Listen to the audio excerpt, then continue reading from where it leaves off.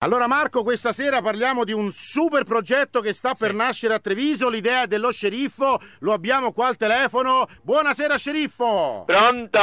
Lo sceriffo Gentilini con noi! Buonasera, buonasera! Quanto le piace questo programma, sceriffo? Ah, lo scolatoio mi piace tanto, sì. Fa piacere. Allora, qual è questo nuovo progetto? È un bel parcheggio sotterraneo sotto Piazza della Vittoria! C'era proprio bisogno di questo parcheggio, sceriffo? Certo, la città necessitava di questo parcheggio. Ma saranno un sacco di spese per farlo, un sacco di tempo. Certo, però in compenso toglierà le macchine dal centro cittadino e darà lavoro a tutti gli extracomunitari.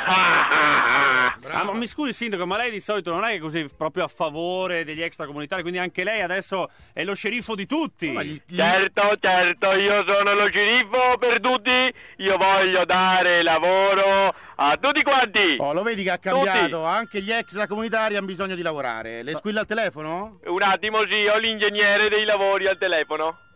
Ah, Forse del parcheggio, progetto, sì. Pronto? Ascoltiamo. Sì.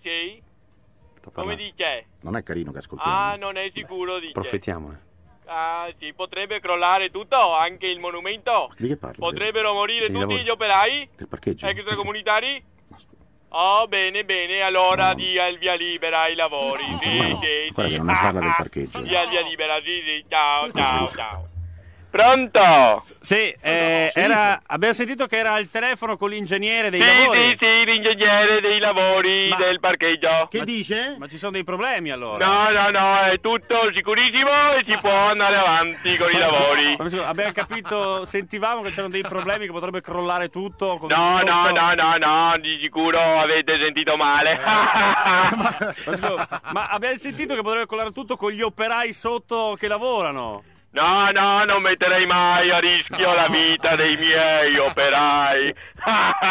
Vuoi che adesso guarda che fa lavorare gli extracomunitari, li mette sotto e fa crollare il parcheggio? No, Non è vero. No. Vabbè, comunque partono i lavori. Certo, i lavori partono e termineranno di qui a breve con un bel evento.